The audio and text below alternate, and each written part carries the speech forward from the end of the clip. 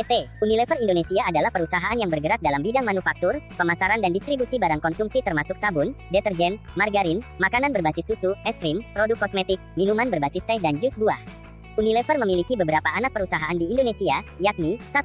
PT Anugrah Lever 2, PT Teknopia Lever 3, PT Nor Indonesia 4, PT Sarali Bodycare Indonesia Terbuka. Visi PT Unilever Indonesia menjadi pemimpin di pasar global dalam hal menciptakan bisnis yang berkelanjutan yang berlandaskan tujuan mulia, purpose-led, dan mampu bersaing di masa depan, future fit.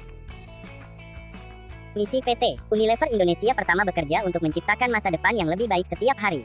Kedua, membantu konsumen merasa nyaman, berpenampilan baik dan lebih menikmati hidup melalui brand dan layanan yang baik bagi mereka dan orang lain.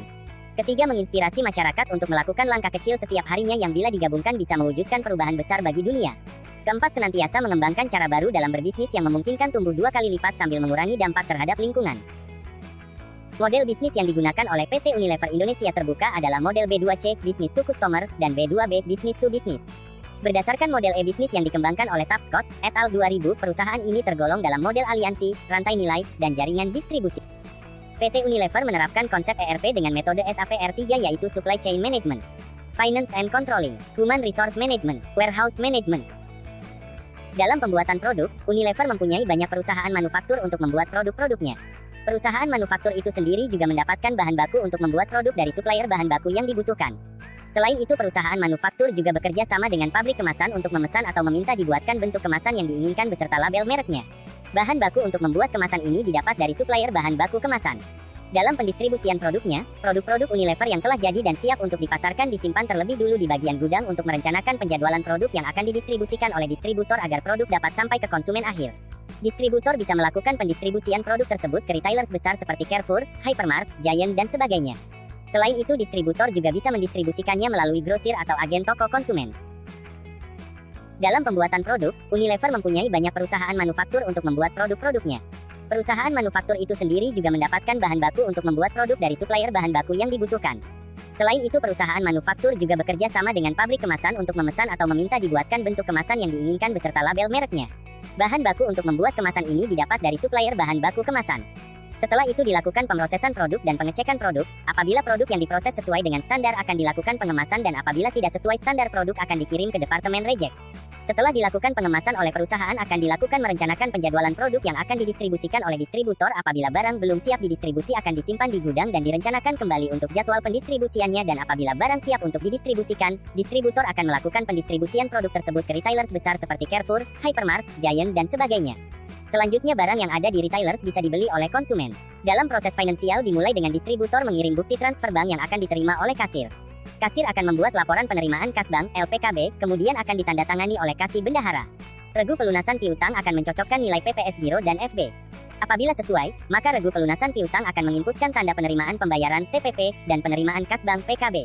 Dengan menginputkan TPP dan PKB, secara otomatis akan membuat jurnal pelunasan piutang, buku besar, dan buku pembantunya serta menambah kembali saldo BG dan menutup piutang usaha di FB.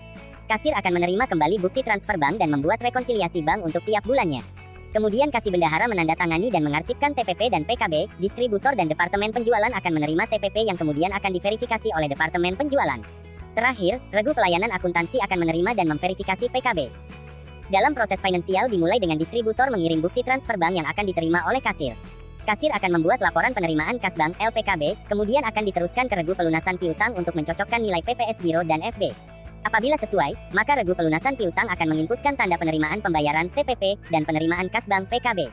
Dengan menginputkan TPP dan PKB, secara bersamaan kasir akan melakukan rekonsiliasi bank dan akan menerima kembali bukti transfer bank. Kemudian kasih keuangan menandatangani dan mengarsipkan TPP dan PKB, distributor dan departemen penjualan akan menerima TPP yang kemudian akan diverifikasi oleh departemen penjualan. Terakhir, regu pelayanan akuntansi akan menerima dan memverifikasi PKB.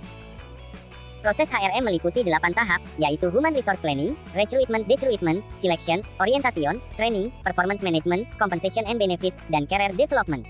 Contohnya, PT Unilever membutuhkan asisten sales manager. Manajer hari akan melakukan analisis, apa saja pekerjaan dan kualifikasi untuk asisten sales manager. Setelah menganalisis, manajer hari membuat job description, yaitu pernyataan tertulis yang mendeskripsikan pekerjaan yang harus dilakukan asisten sales manager. Selanjutnya, manajer hari membuat job specification, yaitu kualifikasi minimum bagi calon pelamar. Selanjutnya adalah recruitment, yaitu proses mencari dan menarik calon karyawan melalui beberapa sumber rekrutmen, yaitu internet, company website, dan colleague recruiting. Pada tahap ini Unilever menghimbau para peserta untuk membawa CV masing-masing. Setelah menarik calon karyawan baru, PT Unilever akan melakukan seleksi. Tujuannya supaya karyawan yang akhirnya terpilih dapat sesuai dengan yang dibutuhkan perusahaan.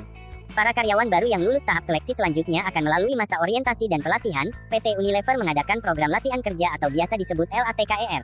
Program LATKER ini meliputi on-the-job training dan off-the-job training. Setelah karyawan baru siap untuk bekerja, tahap HRM berikutnya adalah performance management, compensation and benefits, dan career development. Dalam proses HRM, stakeholder membuat analisis kualifikasi posisi pekerjaan dan membuat job deskripsi dan job spesifikasi untuk posisi yang ingin dilakukan recruitment. Setelah itu pemelamar akan mendaftarkan diri dan mengumpulkan CV. Setelah CV dikumpulkan, stakeholder melakukan penyeleksian CV. Apabila dalam penyeleksian CV pelamar ada yang ditolak, akan dikirimkan pengumuman ditolak, dan apabila lolos dalam penyeleksian CV akan menerima pengumuman diterima dan dilanjutkan dengan wawancara. Apabila ditolak akan dikirimkan pengumuman ditolak dan yang diterima akan menerima pengumuman diterima. Setelah diterima, pelamar akan melalui masa orientasi dan pelatihan. PT Unilever mengadakan program latihan kerja atau biasa disebut LATKER. Program LATKER ini meliputi on-the-job training dan off-the-job training. Setelah karyawan baru siap untuk bekerja, tahap HRM berikutnya adalah performance management, compensation and benefits, dan career development. Dalam proses pengoperasional gudang, hal yang dilakukan pertama yaitu perusahaan melakukan pengiriman barang ke gudang. Setelah barang diterima oleh gudang akan dilakukan pendataan dan pengecekan barang, kemudian akan dilakukan penempatan barang apabila barang telah didata dan dicek. Selanjutnya yaitu ada pengambilan barang pada gudang yang nantinya akan dilakukan penyortiran barang. Setelah pengambilan barang tersebut, selanjutnya membuat laporan aktivitas yang telah terjadi di gudang.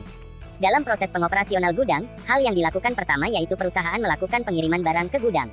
Setelah barang diterima oleh gudang akan dilakukan pengecekan serta pendataan barang yang nantinya data dimasukkan pada inventory adjustment, kemudian akan dilakukan put away dan penempatan barang yang nantinya data barang yang sudah dilakukan penempatan akan didata pada inventory adjustment. Semua data barang yang ada pada inventory adjustment akan dilanjutkan ke proses inventory movement serta data tersebut akan tercatat sebagai laporan status barang yang masuk ke gudang. Selanjutnya yaitu ada pengambilan barang pada gudang yang nantinya akan dilakukan penyortiran barang. Setelah pengambilan barang tersebut, selanjutnya membuat laporan aktivitas yang telah terjadi di gudang.